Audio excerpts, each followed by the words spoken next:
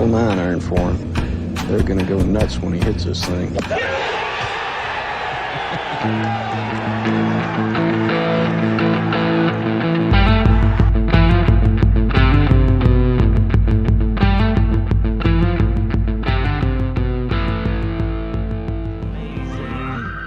Yesterday's price is not today's price. Yo, yo, yo. Welcome in, golf fans. This is the Preferred Lines podcast. My name is Joe Idoni. At Tour Picks is where you can find me on X.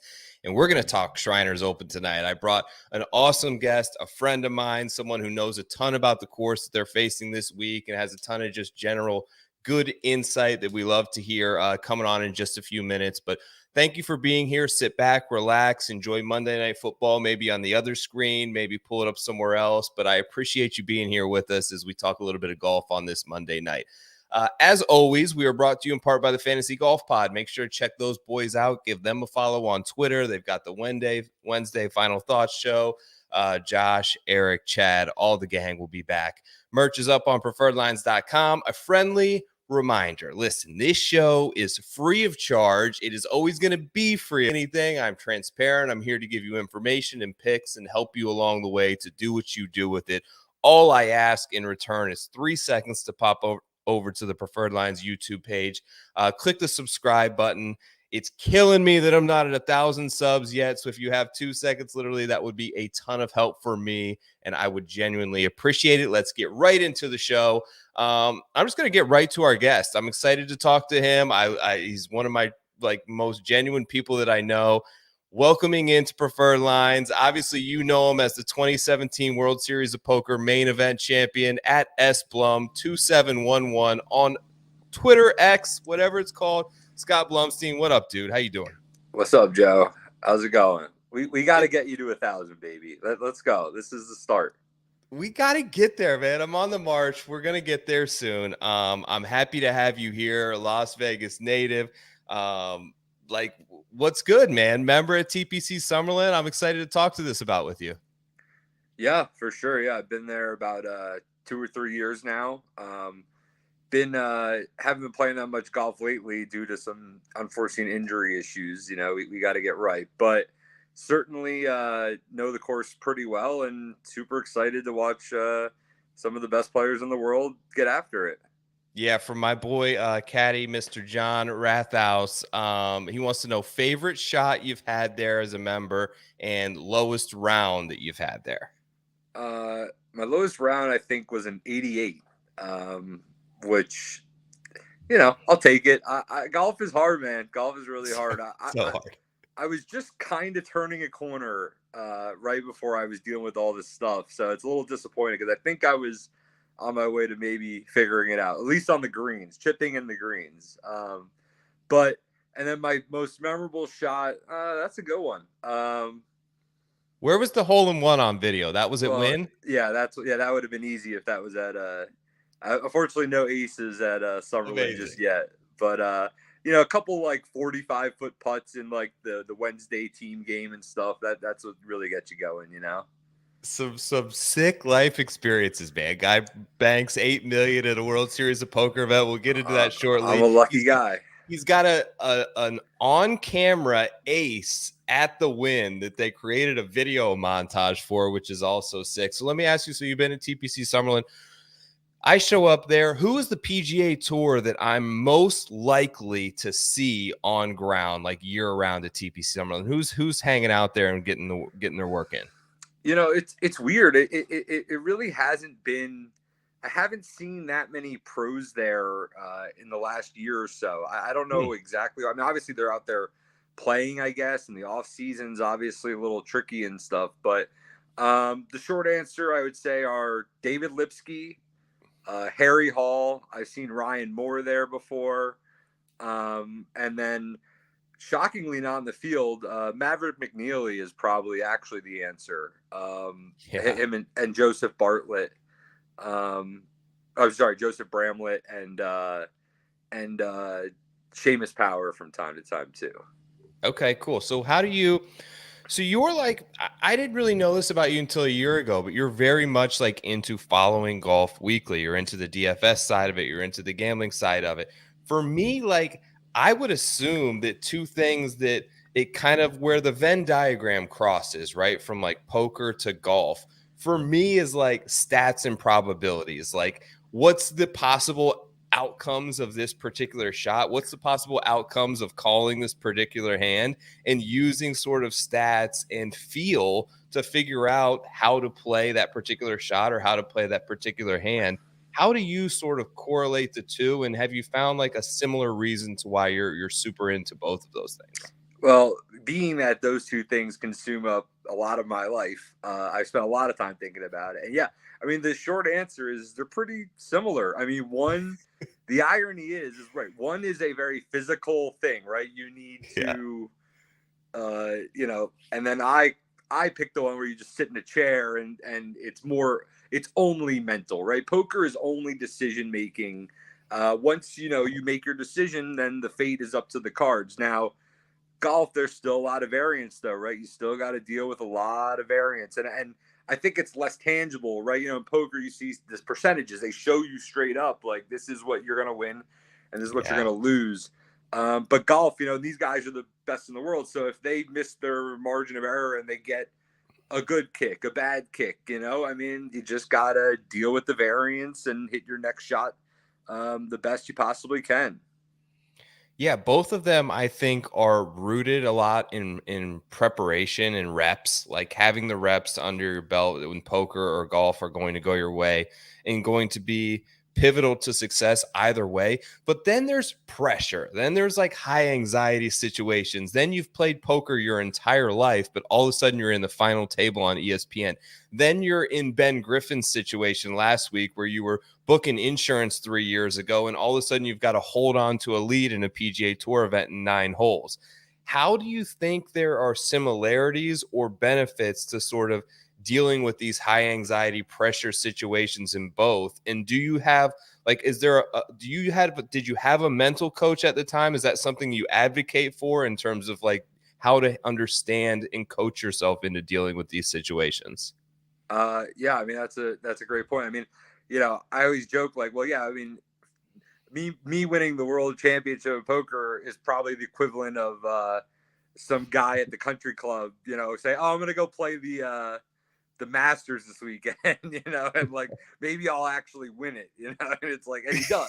Like, that's not going to happen. Golf that's the difference, right? Is like, but that's the beauty and downside of poker at the same time, right? Anyone can win, and that's what makes it cool. Golf is obviously a little bit more centric on the talent and stuff. But yes, like I didn't have a mental coach up until I actually made the final table, and then I brought in one that was very actually useful for the moment, right? Like it being on ESPN, staying focused, staying in the moment, visualization stuff, as corny as it sounds. But I think that was really helpful for me, like getting the job done on such a big stage when, I've never been in a situation even close to that before. Yeah.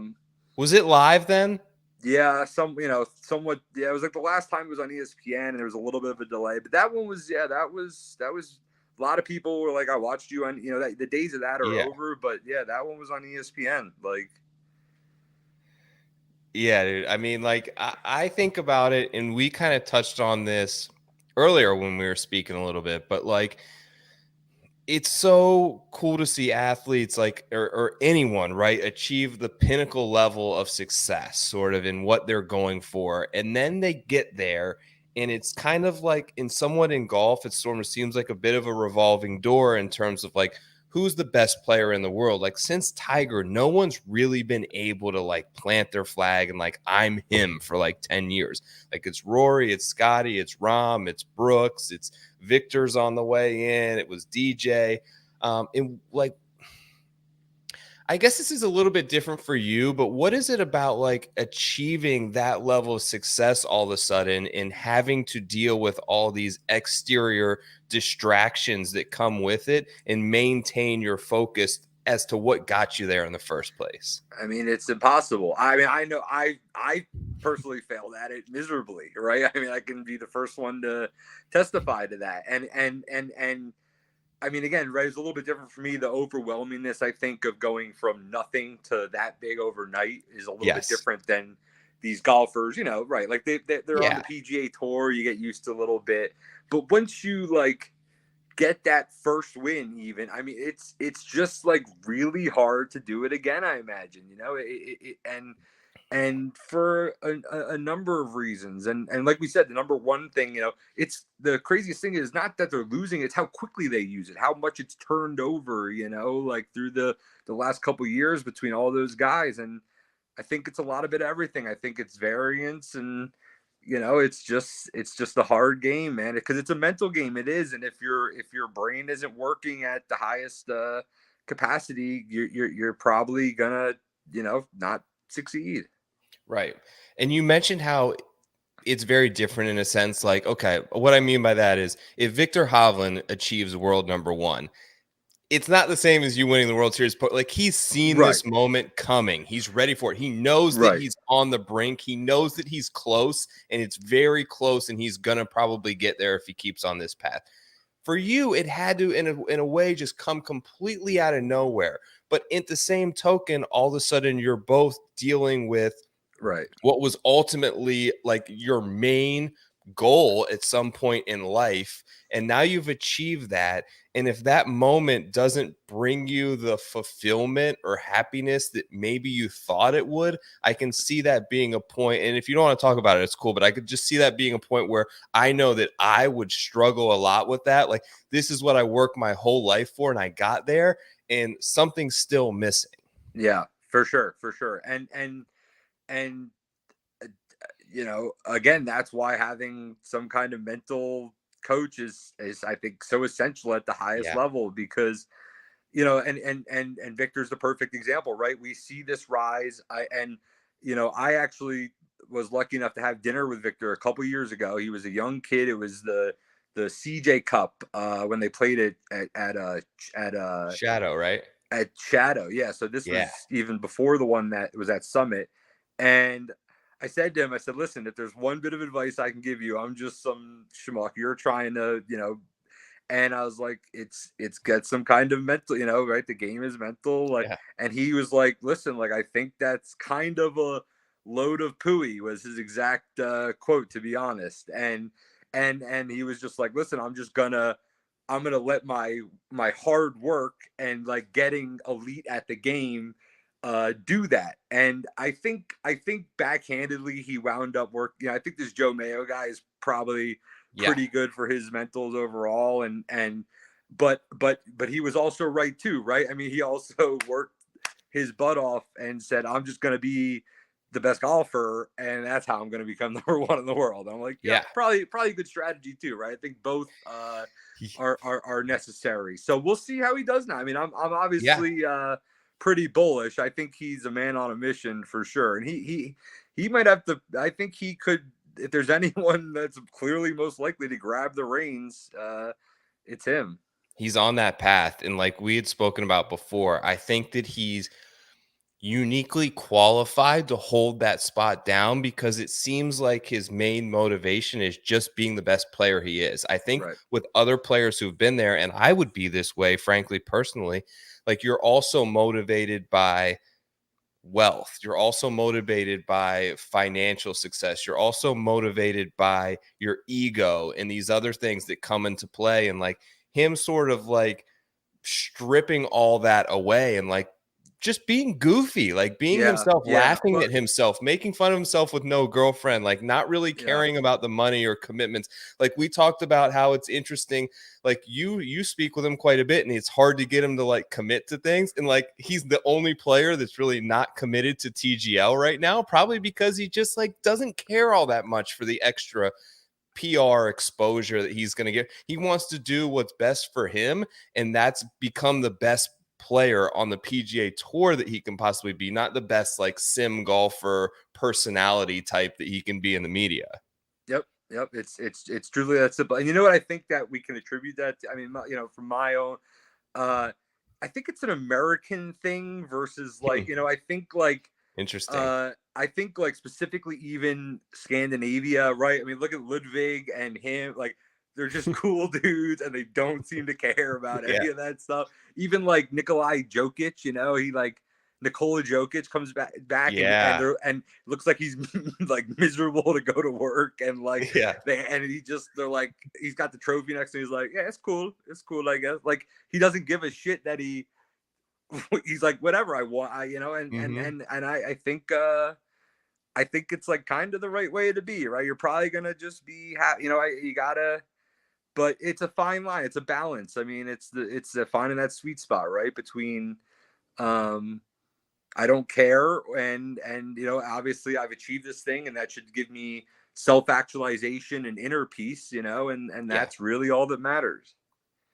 I want to put a pin in this for a second and come back to it at the end of the show, but let's get to a little course preview and talk about this event real quickly first in TPC Summerlin.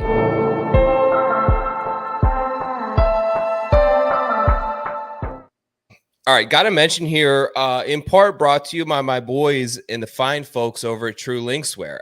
You see me rocking the Dead Golfer hat. It is Dead Golfer Month on their website. If you have not tried on their shoes, they're the most comfortable you will ever wear on a golf course. They have a special limited release line and drop that came out for this month only. Limited pieces available, truelinkswear.com to check it out. Okay, TPC Summerlin. Par 71, 7,255 yards. The last 5 years, though, I looked at, Scott, in many rounds, it's played just barely over 7,000 yards, which is short, obviously, dealing with the Las Vegas elevation, too, as well. Average winning score, 23 under par. 43% of approach shots within the last 5 years have come with inside 150 yards, so you're going to have absolutely have your wedges dialed in. For the props crowd and people who want to play the pick'em sort of contest, average fairways hit over that same time span the last 5 years is just over 9, and average greens in regulation is just over 13. There's 4 holes with water. I don't really think the water's the trouble. To me, it's the rocks and the unpredictableness of the desert and getting into situations like being in a bush like Patrick Cantlay last year that you can't get out of. Fairways and rough are Bermuda grass, but the greens are bent, which is sort of a unique setup that I think only Colonial is the only other course on the PGA Tour setup with this sort of similar agronomy. 7,400 square feet, which is on the bigger side of greens. Fairways 33 yards wide at 300-yard mark, which is also on the wider side. Now that's wide, but in my opinion, you still really have to drive it well here because you have to have opportunities inside of 20 feet for birdie on occasion, and the greens are tough to hold. Around the green play comes into play a bit there. Those are the notes that I got as a person who's played this course a ton. What do you see here in terms of what's important for a PGA Tour player to have success? So just a couple things to like instantly hopefully provide a little bit of value just off being there. So they actually did a renovation about 2 years ago now. This is the second year they'll be playing on it. They actually finished it right before last year's Shriners. So this is the second time they'll be playing on it. But they actually, in between last year and this year, there's completely new greens. And it's the same greens that they actually use at the Summit Club. I'm not sure where else they use it. I think they're putting it in at Dragon Ridge, which is another Vegas course. I think a lot of the clubs out here are switching to it. So, yeah, I mean, it's interesting. So this is the first year they'll be playing these greens? Yeah, exactly. Wow, okay. And they're a little different. I mean, that's the thing. Like, the intricacies are... There's a couple spots. I mean, 17, like the spots where you would think normally it would break towards the water, right? Which is a normal, standard thing they tell you. It actually doesn't. So I think there's a couple tricky reads. I think that players are going to struggle with, especially the ones that have been coming here for a while. But other than that, yeah, you did a pretty, it's pretty simple. It's just you don't have to drive it extremely accurate, but you definitely need to be within the width of the fairway, right? Like, there's a lot of holes. There's trees and rocks, like you said, right? Like that's literally the only thing that can prevent you from not having a good chance at getting it close to get a good look at birdie, right? So a lot of 3-woods off the tee, a lot of you know, guys clubbing down because they know that they just need to be in the fairway and that's it, right? So why hit driver? Yeah. Cantlay used to be pretty aggressive around this place. Like he would hit driver on 10 when other people are hitting irons and woods. He hit driver on 12, which is kind of where the water comes into play. Actually, there's a big lake on the right there. But I remember the last round last year, he just takes out driver and he just drills it right down the middle and has 100 yards in, when everyone else has 140. So you can be aggressive, which gets you closer, which gets your proximity better. Right. And I think there's some merit to it if you better drive it straight. But other than that, yeah, not tricky at all. The par fives are pretty easy. There's the one over water, which, they don't seem to have a problem with too much. They have a long iron in, and I guess, you can go into the water if you don't get all of it. But yes, you're right that the water's not super in play. And look, the winning score is always super low. So yeah, you got to go low. You mentioned like the new greens. Have you found at all that like they're less receptive or more firm with being like brand new that maybe players may struggle with a little bit this year? As far as approach, I don't think it's going to matter all that much. I don't think it's going to have an effect. I think they added a little bit of undulation at some points, and it's a weird course. I mean, I think the reason why the scores are so, there's holes where in the pins in a certain place you can attack it, and then I think the reason why we've seen such low scores, I think putting used to be pretty easy here, right? That Bermuda, that everyone, that like that when you have an 8-footer, it's pretty straightforward, right? The read is the read, put a good stroke on it, it's probably going to go in. But I think that might get a little bit dicier this year. I think you might see more short misses. And then the lag putts is it's not the easiest thing in the world. There's some holes are easier than others, but if you find yourself on the back of a green, you might you might see some 3 putts too. But I think GIR is super important. Exactly, right? Obviously it is, but scrambling can be a little tricky if there's so you just want to hit it in the fairway and then hit it on the green and go from there. All right, let's pull up the board. Let's make some bets.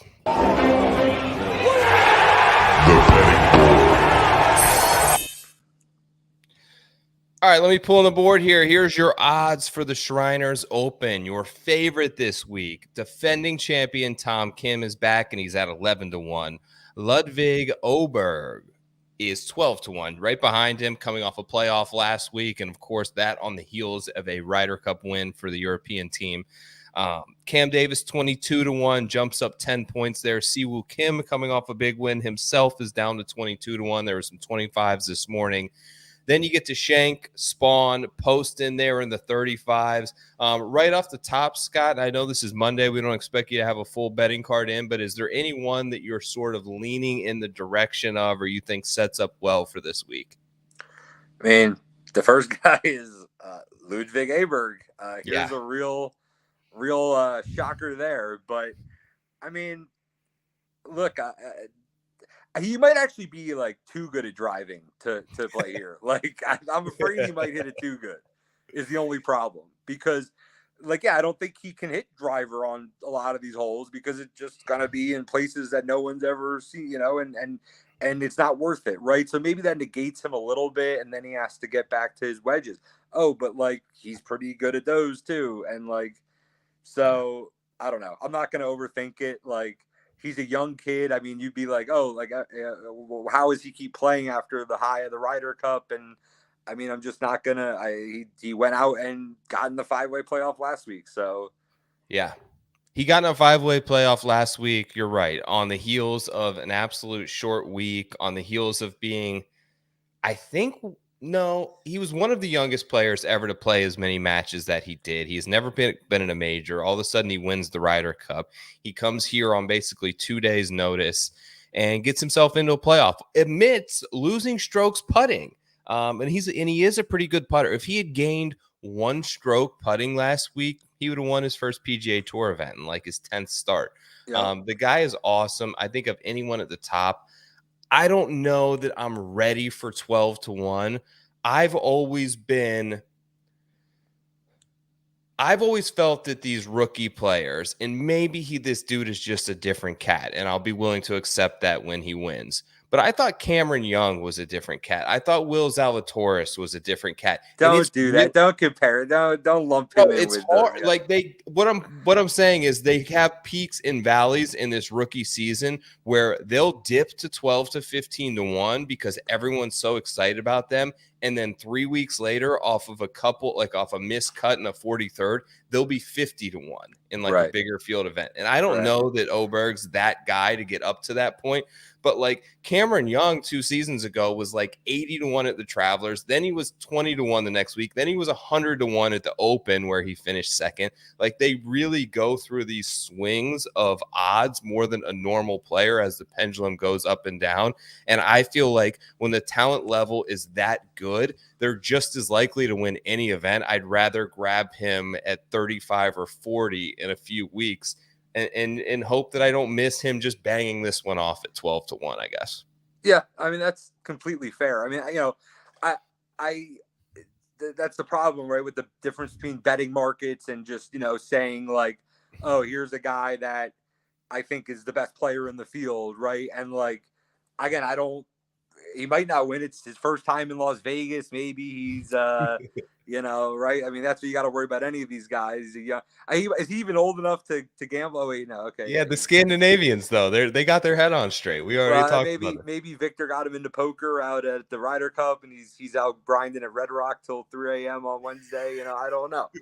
But yes, I'm with you. Like, it's short. I know the odds are short. I know that he should be due to regress. I know that he should be tired of playing golf by now, but if he's here, what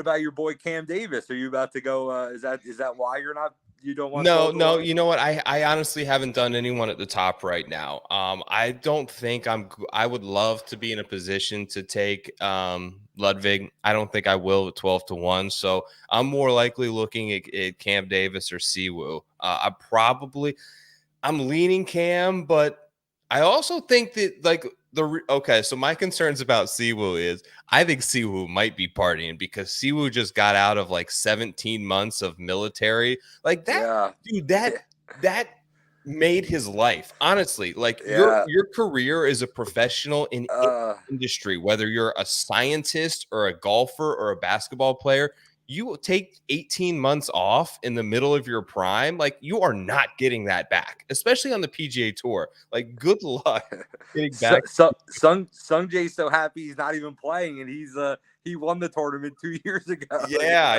and he had that crazy shot off the rocks. I know. So I worry, but Siwoo did play awesome there. I think he finished fourth in the individual scoring. He had a great Sunday.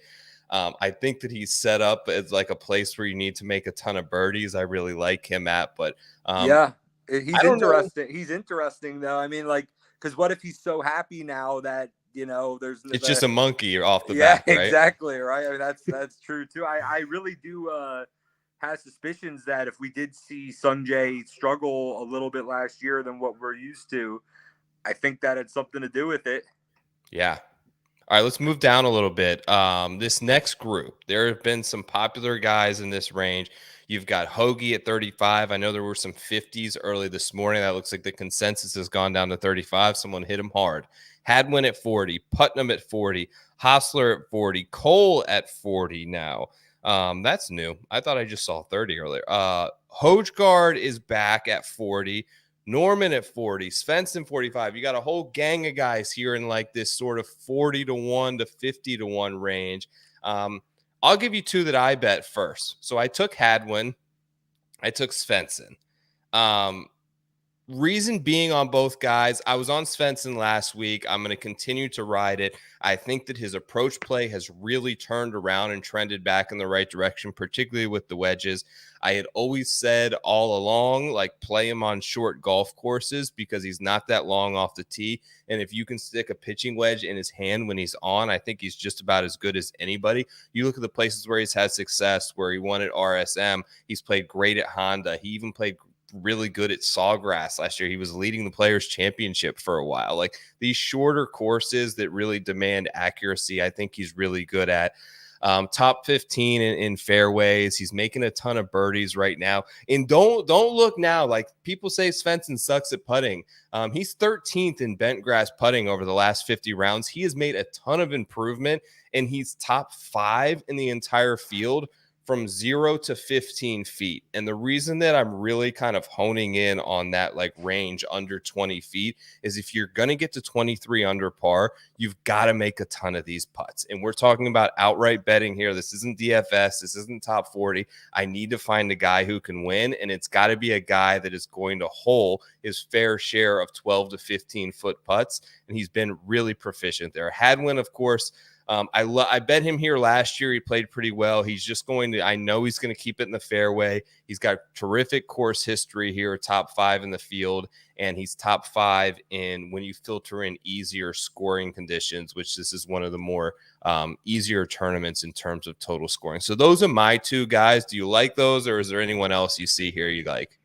I mean, I know Svensson's your boy, right? I know that this is nothing new, and but with that being said, he is new. He is definitely, like, turning some kind of leaf, right? Like, he is, you saw it in the playoffs, right? I mean, he was going toe to toe, and yeah, I mean, I mean, Adam Svensson, sure, why not? I mean, he could potentially become a guy you want to bet in any tournament, you know.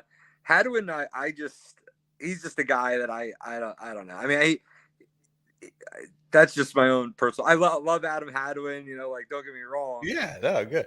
I'd like to see him put it together, you know. I mean, look, he has the formula we're asking for, right? Accurate driver, good approach player. I mean, sure, why not?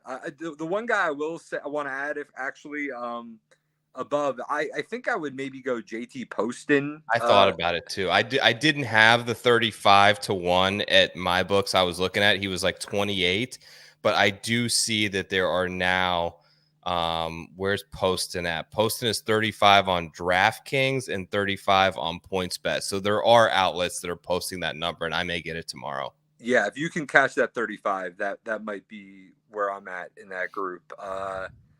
Yeah, just he's done it before, right? I mean, I think, like, truthfully, I don't really do much outright betting. I'm more of a fantasy guy. But with that being said, like, isn't, like, a good prerequisite for people you want to put money on that they, like, can do it? You know, like, oh, I've seen that guy, like, win every year. So, like, you know, I think and so, you know, he was in great form at the end of last year, and it's a birdie fest. So if he plays good, like, he can win. Yeah, and it's hard to quantify, right? Because it's one of those things where it's like it's an easy narrative, but, like, the young players, you don't want to necessarily penalize them. Like, Davis Thompson's here at 50 to 1. Like, I could say, yeah, Davis Thompson I don't think he's gonna win, but yeah, clearly the odds are there for a reason. But yeah, I tend to typically in an outright market gear towards guys I've seen lift trophies before, right? Because they understand what it takes. And it's really just about, like, what we talked about earlier. It's about dealing with the pressure in a high anxiety situation and understanding that in the past, you've had success in that same environment. So you sort of have this self-belief that you know it's possible to get it done, and not this self-doubt of, will I ever get it done? That's where I kind of lean on that with some of those guys. Like you mentioned, Poston has done it quite a bit. Svensson, to touch base on Svensson, because he did go toe-to-toe with, like, some great players down the stretch. And, like, he has kind of, did Tom ever tell you about when Tom and I met him? No, did you? Yeah, so we met him at the Honda, and it was funny because Oh my god. Tom Evigan. So Tom is a managing partner at RSM, and Yep. Adam won the RSM Classic. So Tom was like, we talked to him for like 20 Yeah. minutes. He probably And offered him a sponsorship deal that he didn't even have the Bro, rights there's to do. not. I think to his benefit as a long-term player, there's not a whole lot going on upstairs there. Tom was like, "What is your?" Because the RSM's at 2 courses. He's basically like, What was your favorite course, the Right. seaside or the ocean?" And he was like, Right. looked at us like we were. He had no idea that there were 2 courses That's wild. on the tournament he won. So maybe he just That's like gets in wild. the zone and he just goes out there and plays. Man, he doesn't Yeah. care who he's up against. I could see it. I think that that makes sense. Let's get down here past 50. You got Bezaden, you got Hubbard, Smalley, Griffin is back at 60-1. P-Rod is 60-1. Last week's popular pick, Sammy Ryder is 66-1. Neesmith 70, Nick Taylor 70, Akshay's here at 80. Any guys in here in this range? Is this starting? Do you bet long shots like this? Would you consider this a steep bet for you? Well, that's the other thing to preface. That's all I do. I mean, I'm the Yeah. guy. I mean, we're not even close to my range yet. Well, I'll let you know when we're in my comfort zone. You know, Is Frankie still got his that's what I'm card or saying. what? I mean, well, that's the thing. Like, you'll find out later that the my biggest leak is just picking like these old guys that used to win that probably aren't gonna anymore. But just like, you know, hoping that. But yeah, I mean, it's obviously a young man's game now. You know. But no, I actually like the one guy. So like the thing I think, even just like on a logic, like fundamental approach to betting too, like, you know, we talk about Victor, right? And it's like, okay, why wasn't he winning in the past? He was doing this, he was bad at this and this, and that's what was preventing him from winning. So when he like fixes the leaks of like his, you know, short-siding himself too much, and then he like becomes one of the best putters in the world and best chippers in the world. Okay, now he can win, and now he will win. So in that breath, I think an interesting guy for this year, even as a whole, is Patrick Rogers, right? Because we know he can do it off the tee, and we know he could do it with the putter. The only issue has always ever been the approach play. Right. So if he figures that part out, there's no reason he can't win golf tournaments because he's got the talent. We saw it in college. He worked with Jeff Smith, who I don't know if I think he still might, but who was, you know, a longtime TPC Summerlin coaching pro. And so I think there's a chance he's familiar with the course, you know, being out working with Jeff at some point. And so I don't know if I love him here in a birdie fest. I mean, we saw him almost win that tournament where he lost to Akshay. So he's like kind of getting close, right? Like he's sniffing it. So, and that's a lot coming from me because I usually stay away from him because of his irons. You know, that's usually why I tend to fade him when he's chalkier. So yeah, and the other guy, real quick, is Taylor Montgomery.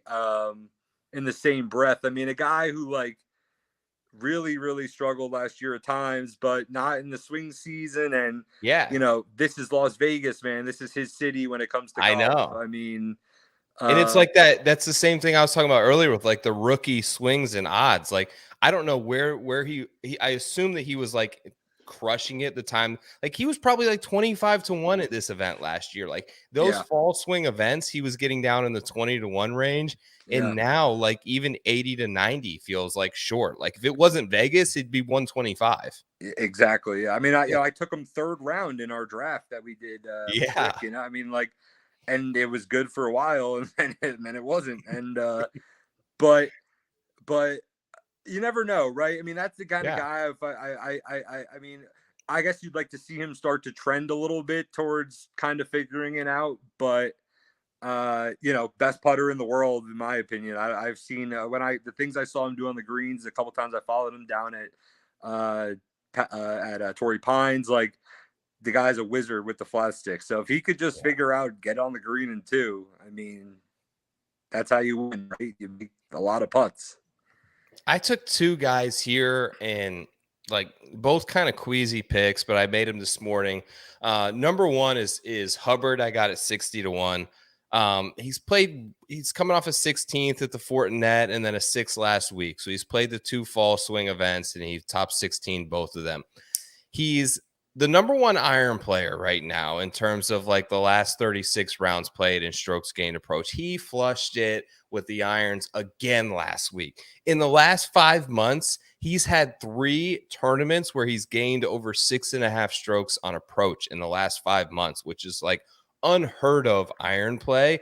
And the other thing is he's in this like interesting motivation spot, I think, for the fall where they have this, what are they calling it? The next 10 right now. I think they're still working on a name, but it's like this group of guys who are not quite in the elevated. I don't even know if they're still elevated events. Everything's changing, but basically he's 59th and he has to be in the top 60. So he's 1 spot in to achieving this spot in like Pebble Beach and Genesis and the big time events early next season, which I think is a big time motivation hinge point for someone like Hubbard, who's hitting his irons really great right now. And the other one is Doug Ghim. I got an 80. There's 90 to 1s now. Another sort of just a Vegas native sort of. I've seen him before too. Yeah. Yeah, I've heard that he was a Summerlin member. I was hoping that you were going to bring him up because I knew that I'd already picked him. But I forgot about that. He made a little run in the late summer and in the fall. He's made 9 of his last 10 cuts. Yeah. He's gained off the tee and approach in 5 straight tournaments that he's played. Courses where I would play Doug Ghim are ones that place more of a premium on accuracy versus power. I think that this is probably one of those places, a place where you've seen like Kevin Na win. Not that power is ever a bad thing, but like you can't, like you mentioned, you can't get too far offline here. I don't imagine he hits too many balls into the rocks this week. Coming off a missed cut last week, I think you got a couple more points on him here. So I took an 80 on him and a 60 on Hubbard. And those are my 2 sort of long shots right now. Doug Ghim. Yeah. He's got to win one, and then we'll give him Doug Ghim. Exactly. Like he's got the name waiting for him if he wants it. He's just got to. All right, give me a bomb. Give me a bomb. You said you got one for me. Give me some. I got a like couple. Let him rip. All right, so yeah, David Lipsky being like the guy that I associate the most with here, I think might give him some sort of edge. I don't think the betting market has completely reflected it. We saw him play pretty well last year. What kind of number do you got on him? There's 150 to 1. Yeah. I think this is bet 365. I think this one is. So he ranges from 80 to 150. So this is like why you odd shop in golf right here. Yep, exactly. If you can get that number, I like it. Ryan Moore, like I said, another guy that I saw out here, UNLV grad, using the same putter as Lucas Glover, so trying to figure that part out. Oh, okay. Harry Hall, another guy he's another course guy, right? I mean, look for any edge. I mean, I think home course of so he can make a lot of birdies, and so I like him. A guy that's like interesting that I want to keep an eye on for the whole season is Lanto Griffin. As he's back from dealing with a bad injury, if he can ever get healthy, if he can if he can ever get healthy again, like he might get hung some longer numbers. And he won. I mean, he won the Houston Open, like. I think is actually was he was in the Tour Championship that one year. Absolutely. So I think he might, hopefully I'm hoping. I sometimes I'm a little bit more confident in these guys than they are. And then the other couple long shots. I mean, Harris at Endicott, like getting. Like if you can get, I saw 400 on DraftKings now. I guess you can get 500. I mean, he played pretty well for 2 rounds last week. I mean, it was pretty ugly. Like Saturday, I didn't love his body language. Like he was a perfect example of someone who could use some yoga or some meditation out there. But a number that long for someone who played pretty well is intriguing. And then the last one is. My new Francesco Molinari, since he's not playing these, Brandt Snedeker. I mean, 750. I mean, the guy is like a lot of wins on the PGA A Tour. lot. And like, so like, I kind of caught wind. So like, his story is like ridiculous to anyone who doesn't know it, where he like had been dealing with this back injury for 5 years, like couldn't get any help at all. Finally, like begged the doctor who had done this surgery one time on Steve McNair back in the day and somehow convinced him to do it. And they like did some stuff that I don't even want to talk about. And he said he's back and, you know, like relatively healthy. And I kind of like followed him when he looked like kind of good. The Wyndham was where I bet him myself because he had won that tournament a couple times and he played like kind of good. He made the cut. He was in the hunt for like 2 days. He was like 11 under through 2 days. So I don't know how much he can handle. I don't know I'm sure he's getting tired out there, but 750 to 1 on a guy like that, count me in. Love it, dude. Let me Snedeker, that I think that's more of like, you're not betting him to win. It's probably more of like a DFS play or like a top 40. 750 to 1. You tell me when you can get odds that good on anything happening. I bet 750 to 1 on aliens showing up tomorrow if I could. You know what I mean? Gee. All right, dude. Listen, normally I will say goodbye to the guests and do like a little final thoughts segment, but I wanted to keep you around if you got a couple more minutes, and I wanted to do so because I think you can help maybe some people in my audience, and I posted, and you helped me, and that's why I'm saying that, because I posted something maybe a month and a half ago of just having a hard time dealing with some shit as a human. And when you post something like that, I think that there are a ton of people that'll like your post, right? But for most people, it makes them very uncomfortable. Everyone saw it that I know. My family saw it. My closest friends, the best man at my wedding saw it. And nobody really said a word to me about it. And I think it does, talking about the subject, make it awkward for people. And the reason that I bring this up is I think that we live in a world where most people will just ignore that, and they don't want to really talk about human struggle, even the people that they're closest with. Some people reached out and sent me messages, which I was appreciated for, but 2 people called me that day to talk about it. And one of them was you. And you said something to me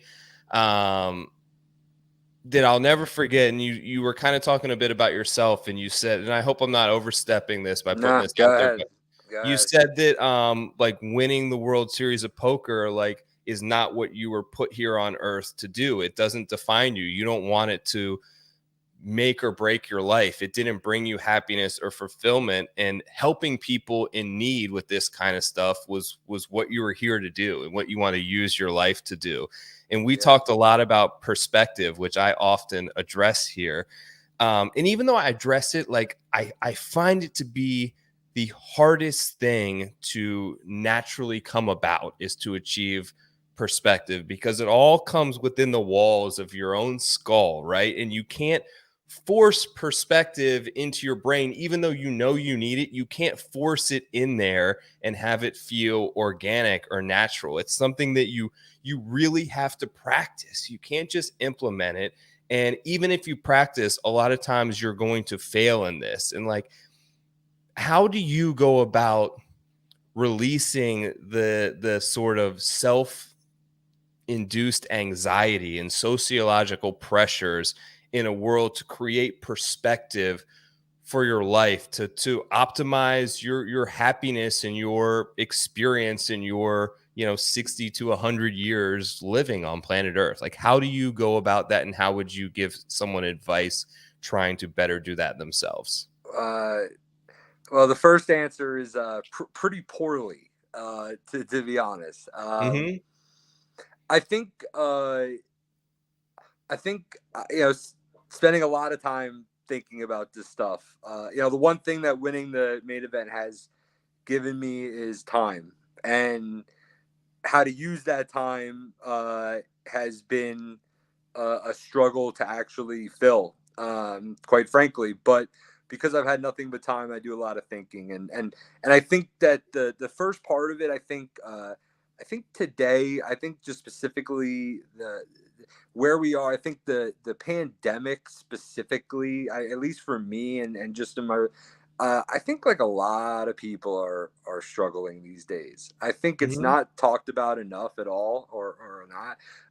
We do a really good job of distracting it, but so I think it's like a common thing, and I think uh, you know, and it's just not easy, right? Because I think I think to a degree it's almost like a disease, right? And it is. I mean, people talk about mental health, and and it's doctors and scientists, and so it's hard to combat a disease, right? And like other diseases, the longer you let it go, the worse it gets. And quite frankly, I could sit there and watch, tons of videos of Michael Phelps to Josh Radnor from How I Met Your Mother talking about his journey to, and I do this research. I watch everyone, and I start to realize that, first of all, the sickest part is I'm starting to think the average age of people like figuring out consciousness and self-actualization and getting to the top of Maslow's pyramid, where you're like, you know, finding the things that are important, right? Intimacy, friendship, financial security, all this stuff that we need to be happy, is like a lot higher than it should be. It's like 35 to like 40 even. Um, and that's like kind of weird, right? I mean, your life is short Yeah. as is. I mean, the average age is 70, so you spend half your life lost, and like Mhm. and then people make mistakes early on that are detrimental, right? I mean, and it's like anything, life and golf and poker, they're all similar in the sense that they're kind of games, right? Yeah. And if you kind of gamify it, it's like, well, yeah, if you play bad over a certain period of time, your results are going to be what they are, right? And playing good is hard, like anything. I mean, poker, zero sum. These are zero sum games, right? Not everyone can be happy. Not everyone can be the best, right? Not everyone's going to be number one in the world, and so all I can do is testify that all I know is the facts, right? World champion of poker, and doesn't matter, right? Didn't do what it was supposed to. So that's it, and that's my problem to deal with, and because it runs a lot deeper than that, right? And you look at, I mean, golf, I'm sure I can find numerous examples, right? And I'm sure, look at Max Homa, right? They always talk about, oh, he was the best golfer, blah blah blah. Oh, it's just his confidence is why when he got confident, now he became good. Oh, like confidence, like how do you get better at confidence? Like it's not Yeah. we don't go to confidence school. We don't go to feel better about all this stuff. And so yeah, like it is in the mind, and so when you posted that, I just didn't want to be a hypocrite, right? Because I know what you're feeling, and I think a lot of people are feeling it. And I actually think the cure at the end of the day is somebody caring about you, right? I mean, that's Yes. kind of what we want, right? I mean, that's why you posted that, right? Because Yeah. uh 100%. subconsciously you wanted someone to care and come and just empathize with you, and even a little bit of empathy can change things. I'm a big Pat McAfee guy now. I Yeah. watch his program every morning. I love it. And he says at the end of the show, he says, be a friend, help a friend, tell them something good. You never know, you could change a life, and it's a quick thing at the end. And it makes me kind of think I wish he spent more time talking about that stuff than sports sometimes, and I get Yeah. why he doesn't. But yeah, we'll see. I mean, look, I think there will be a shift in the next couple of years. Hopefully, I mean, unfortunately, I might have to get a little bit worse before it gets better. I mean, that's the thing about not to get political, but like, these leaders, right? They make it worse for my mental, right? They're like a deterrent on our mentals as a whole. And when a body like that should be, you know, trying to help the population feel better, Yeah. feel better about. So we'll see. Hopefully, you know, yeah, maybe this, yeah, I'm going to start dedicating. I want to start getting in the fight, you know, a little bit. That's the irony, right? Right. Is truthfully, yeah, like, not having having a purpose is super important for everyone, right? Whatever it is you want to do, I'm okay with it. But you know, yeah, if the irony is, yeah, helping other people feel good is usually a pretty good way to make yourself feel good. So, Yeah. um, Yeah, I think just to like you being willing to share it and talk about it with me like meant a lot. And I think that it started with the pandemic. I agree with you and this whole mental health thing and everyone being isolated. And yeah, I think it really transformed how people interact on social media, where before it was like in addition, it was an additive to your social experience, right? Because you were friends with these people, you met them, you were at the bar last night, let me post some pictures so everyone remembers.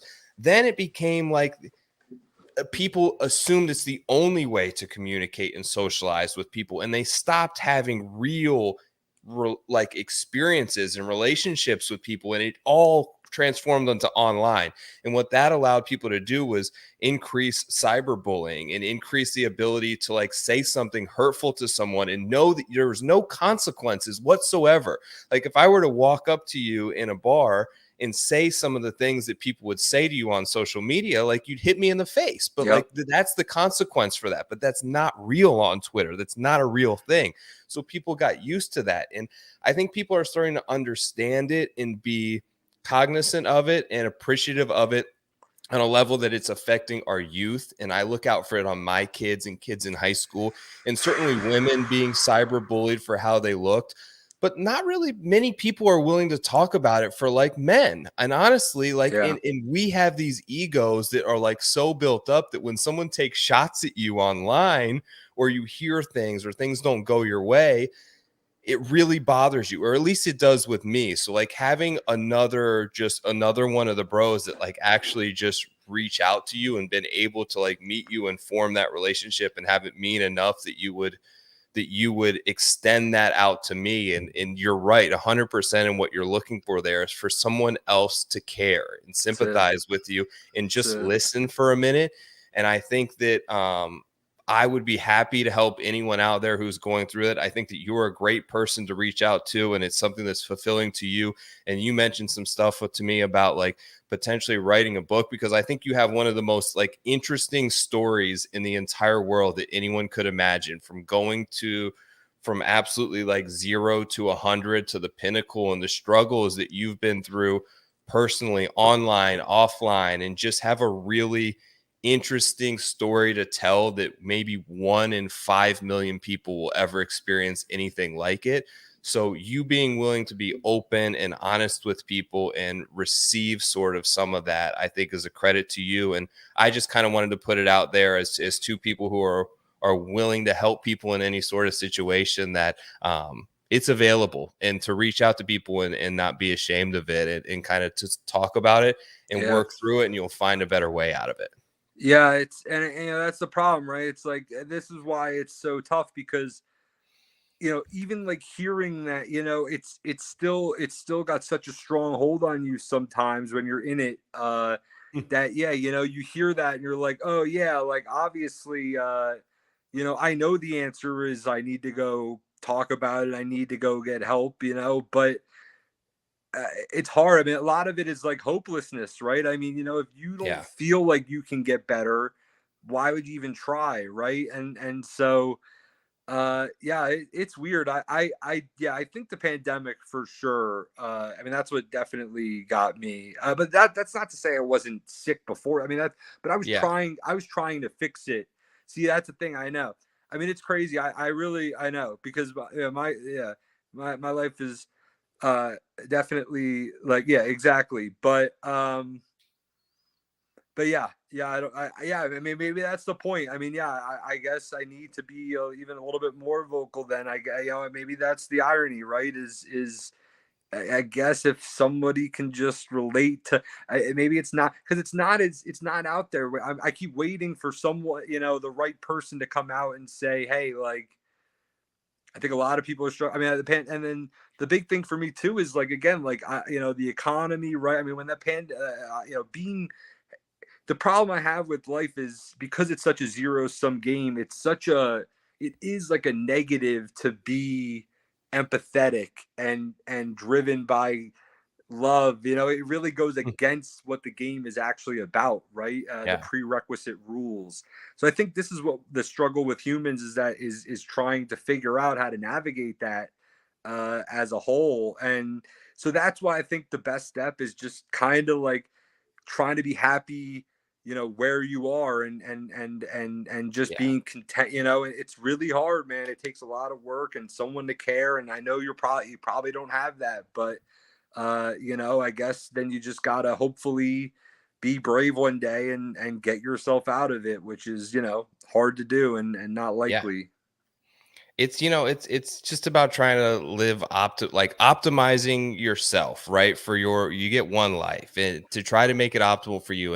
And this may not impact people the same way it does you or it does I, and they may be able to deal with it. Maybe the optimal for them is getting as wealthy as possible and achieving career success, or maybe the optimal for them is just like stay at home dad and like be totally grounded and everything with your family. But some people, the optimal is somewhere in between, and it's like figuring out that perfect lineup, right? We'll figure out what's optimal for your life and your brain, and I Yeah. think that will be Yeah. like a huge success. And having understanding that other people share in those experiences and Yeah. share in that thought process, and you're not alone, is, I think, very important. What I know was optimal was having you on the show tonight to sort of break down TPC Summerlin. Man, I thank you a ton for being like an open book tonight and sharing some of those experiences. I really value your friendship. I look forward to coming out there again in a few months and hopefully hanging out once again. And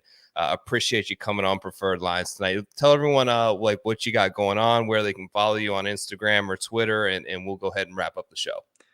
Yeah, I mean, I'm at sblum271 on all social media sites, and like you said, I guess if you're looking for someone to save you, go ahead and slide in my DMs, and I'll do the best I can. And yeah, excited for Shriners coming up. It's always a good one. 5 minutes from my house, and yeah, just try to live the best life you can. Right? It's easy and hard at the same time. Enjoy it, brother. Thanks everyone for checking out the show tonight. Make sure to give me a subscribe on the way out, maybe a like the biggest thing, like you said, our boy Pat talks about. Tell a friend, right? If you enjoyed this, Yeah, word of mouth means yeah. more than anything. Brought to you free of charge, commercial free, each and every week. This has been Preferred Lines. That's Scott Blumstein. I'm Joe Idoni. I'll catch you next week for the Zozo. I'm out of here. Peace.